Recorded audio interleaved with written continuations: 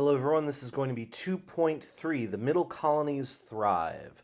So we are going to start with a quote from Benjamin Franklin, one of the main leaders of Philadelphia in the Middle Colonies, who said, "Glass, china, and reputation are easily cracked and never well mended."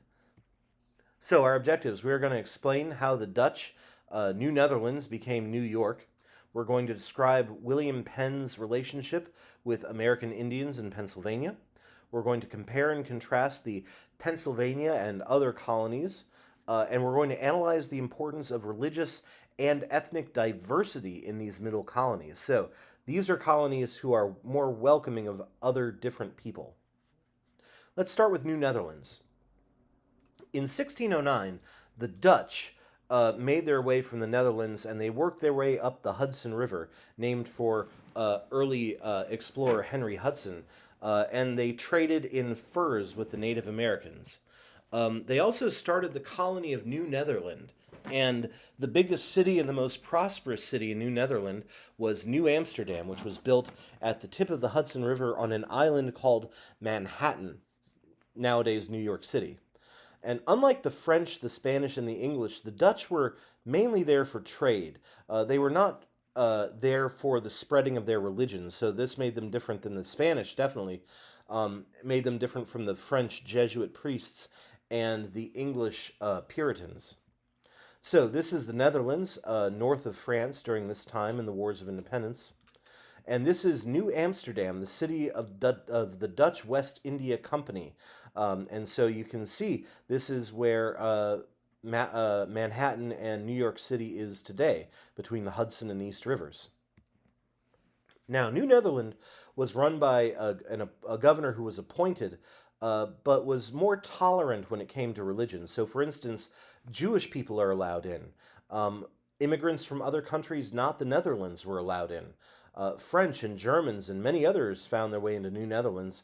Eventually, most arrived as families, which is different than the mostly young men who settled in other places. Now, colonization was slow at first, with a struggle between push and pull factors. So I think this is something that you talked about last year, but there are things that push you away from your home country and things that pull you towards your new country. So we have push factors, the things that motivate people to leave their homes and settle in new areas. So persecution, poverty, war, religious discrimination, all these things will push you out of your old colony. And the pull factors are what attract you to your new place.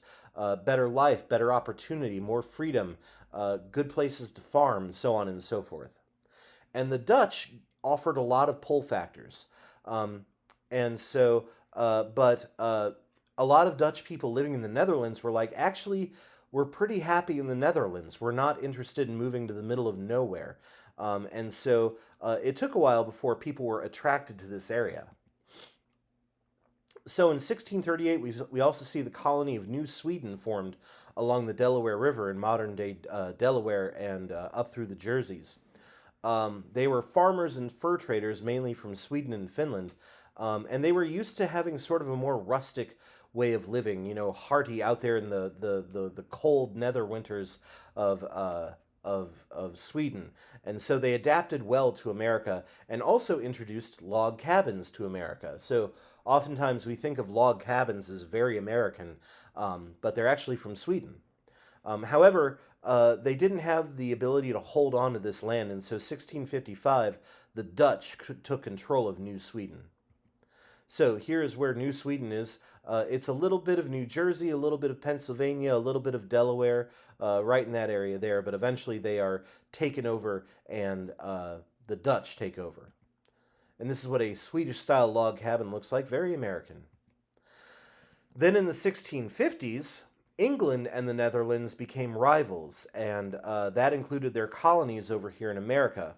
So in 1664, the British sent a fleet of ships into the New Netherlands, up the river into Manhattan, and basically forced the governor of the New Amsterdam to give up New Netherlands to the British, and he did. So they renamed this place New York after the Duke of York. And after this, England ruled the entire east coast of America, all the way from New England down to the south, except for Florida.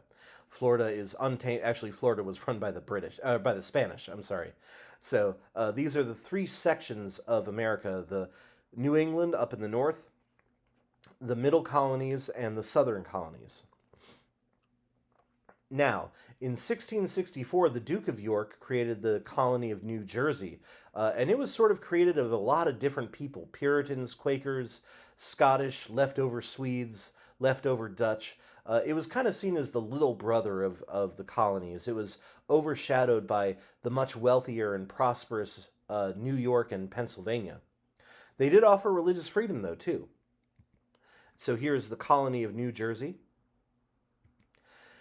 Now, let's look at Pennsylvania as well. Pennsylvania was a bit of an odd colony, too. So, the King of England basically owed a debt to the very powerful Penn family. And so, he gave them a vast tract of land in North America called Penn's Woods, otherwise known as Pennsylvania. And William Penn turned this land into his own colony. William Penn was a Quaker. Otherwise, the Quakers are known as the Society of Friends. They got the name Quakers because as they sat and prayed, they prayed so fervently that their bodies would shake as they prayed. They were a very small denomination, kind of unpopular, mainly comprised of less wealthy merchants. So here is the proprietary colony of Pennsylvania. Proprietary colony, of course, meaning that it is run by one person or one family, the Penns. And here's William Penn, 1644 to 1718. From England. He was the founder of Pennsylvania. He never left England, actually. And the Quakers bought the land from the natives. Unlike many other colonies, they didn't fight them for it, they bought it. The Quakers are also pacifists, and generally were not big fans of the Church of England. And if William Penn looks familiar, that's because that is his face on Quaker Oats tins. So, Puritans were big on things like reading the Bible, following their ministers, following their own inner light to salvation, believing that you didn't even need ministers. You could sit in a large room and just sort of follow your own heart and stand up and speak if you wanted to. Women were seen as equal to men in the walls of the church, maybe not outside, but in the walls of the church. And Quakers are also pacifists.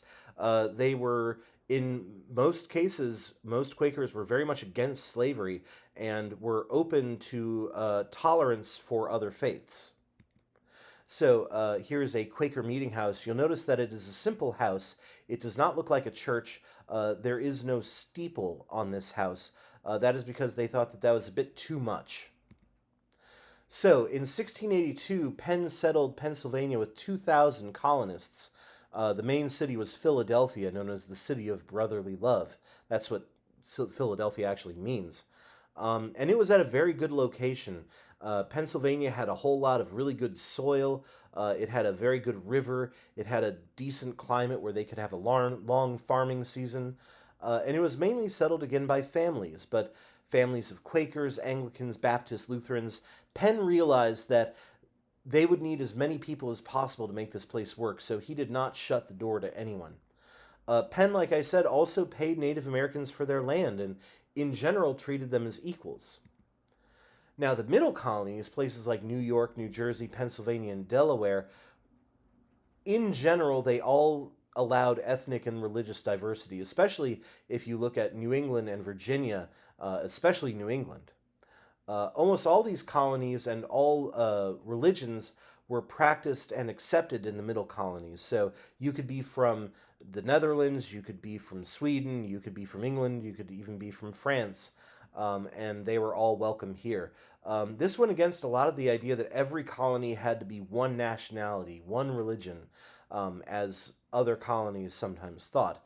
It also made them quite wealthy because they were willing to let in anybody who was going to work. So, in the end, here are the 13 colonies by their regions. So we have the New England colonies, we have the middle colonies, and we have the southern colonies.